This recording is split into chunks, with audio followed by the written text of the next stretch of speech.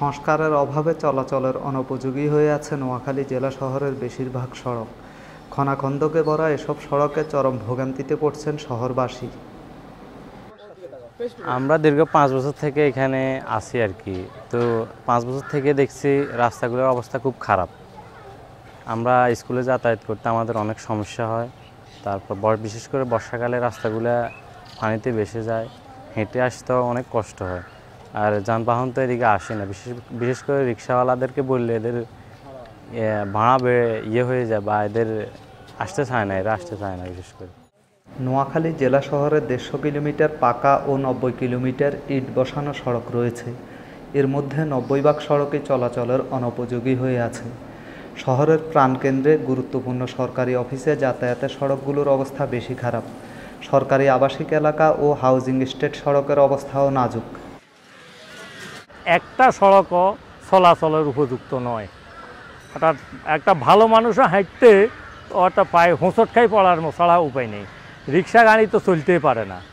যে বেহাল দশা যে এটা মানুষের চলাচলের মতন কোনো ব্যবস্থাই নেই। জজ কোর্টের সামনে, কোর্ট বিল্ডিংয়ের সামনে একটা রাস্তা ভালো নেই। এই ব্যাপারে কোনো যথাযথ কর্তৃপক্ষের কোনো ভূমিকাই নেই। পৌর মেয়রেরও নাই, এমপি সাহেবেরও নাই এবং ডিসি সাহেবেরও নাই। ডিসি সাহেবের 4 হুইল গাড়ি আছে, গাড়ি দিয়ে আসা যায়, ওনার কাছে মনে হয় না তার রাস্তা খারাপ। কিন্তু আমরা সাধারণ মানুষের চলার যে কঠিন অবস্থা, এটা ভাষা ব্যক্ত করার মতন কোনো ইয়ে নাই। আমাদের এই সড়কগুলো বহু বছর যাবৎ একই অবস্থায় পড়ে আছে। এখানে বর্ষার সময় হাঁটু পানির উপরে হয়। এখানে সাধারণ পাবলিক, বিচারপ্রার্থী জনগণ এবং আমরা যারা আইনজীবী বা এখানে বিচারকবৃন্দ, এখানে আসা যাওয়া সবসময় অসুবিধা হয়। রিক্সা পাওয়া যায় না। এই নোংরা পানি, ড্রেনের পানি, সকল পানি একত্র হয় এবং রাস্তাটার গাড়িতেও, রিক্সাও খুব এত বেশি খারাপ অবস্থায় যে রিক্সায় যাতায়াত করাও অনেক কষ্টকর হয়।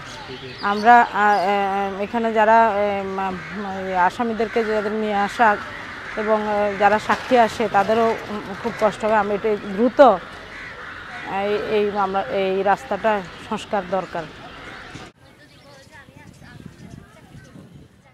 সড়কের বেহাল দশার কারণে অল্প দিনে বিকল হচ্ছে যানবাহন, সেই সাথে যাত্রীদের দুর্ভোগও বাড়ছে। গাড়ি তো ভাঙিছি, নষ্ট হয়, গাড়ি তো নষ্ট হবে। গাড়ি তো আমাদের খাদা খুদা তুললে গাড়ি রিং টিং ভাঙি যায়, চলাই যায়। মানে অতিরিক্ত মেহনত হইতেছে, কারণ রাস্তা দিয়ে খাদা খুদা তো গাড়ি ফলি টলি যায়, আমাদের যাত্রী হলি তো যায়। কারণ কী করুম এখন আমরা কার কাছে বলবো?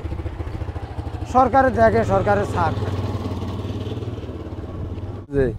এই যে আদা মেলে আসছে, এখানে ব্যথা জানতে পড়ে আমার উঠে, তাহলে এটা একটা ব্যথা। রিক্সা ঝাঁকছে না, ওই ফিটের যে হাড্ডি আছে, হাড্ডির মধ্যে আসি বাড়ি খাচ্ছি, মনে হয় টপকে নামে যায়, গাড়ি থেকে টক্কা দিয়ে নামে যায়, কিন্তু বয়সের অনুভূতি তাও পাইতেছে।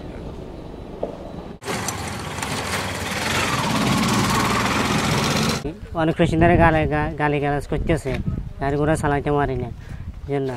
তারপরে রাস্তাগুলো অনেক কিছু ভালো আছে আর কিছু বেশি ভাঙা, আর সবগুলো বেশি ভাঙা, গাড়ি ঘোড়া চালাইতে হয় না। কোনো মতন 2050 টাকা 100 টাকা ভাড়া মারলে হিয়ারা আর ভাড়া মারতে পারি না। জেলা শহরের সড়কগুলো রক্ষণাবেক্ষণের দায়িত্বে নিয়োজিত নোয়াখালী পৌরসভার মেয়র জানান, গত 2 বছরে বর্ষায় শত কোটি টাকার সড়কের ক্ষয়ক্ষতি হয়েছে। প্রয়োজনীয় অর্থ বরাদ্দ পেলে শুষ্ক মৌসুমে ক্ষতিগ্রস্ত সড়কগুলো মেরামত করা হবে। জলাবদ্ধতার কারণে আমরা বিগত সময় যে সমস্ত রাস্তাঘাট আমরা নির্মাণ করেছি বা অবকাঠামোগত উন্নয়ন করেছি, সেগুলো অতি বর্ষণ এবং এই পৌরসভা নিচু এলাকা হওয়ার কারণে সেই রাস্তাগুলো বিধ্বস্ত এবং জনচলাচলের অনুপযোগী হয়ে পড়ে। বিশেষ করে গত 2 বর্ষা মৌসুমে আমরা নোয়াখালী পৌরসভার রাস্তাঘাটের খুব একটা উন্নয়ন করা আমাদের পক্ষে সম্ভব। তবে গত 2 বর্ষা মৌসুমে আমাদের পৌরসভার রাস্তাঘাটের ক্ষয়ক্ষতির পরিমাণ আমার এটা আনুমানিক আমার 100 কোটি টাকার মতো হবে। বিএমডিএফ একটি প্রকল্প রয়েছে, সেই প্রকল্পের মাধ্যমে আমরা আশা করি প্রায় 20 কোটি টাকা সেখানে আমরা আমাদের স্কিম অ্যাপ্রুভ হয়েছে পৌরসভার জন্য। আমরা আশা করি সেই টাকাগুলো পেলে আমরা ইনশাল্লাহ রাস্তাঘাটের কাজে হাত দিতে পারবো। জেলা শহরের সড়কগুলো মেরামতের উদ্যোগ নেবে সংশ্লিষ্ট কর্তৃপক্ষ, এমনটাই প্রত্যাশা সকলের।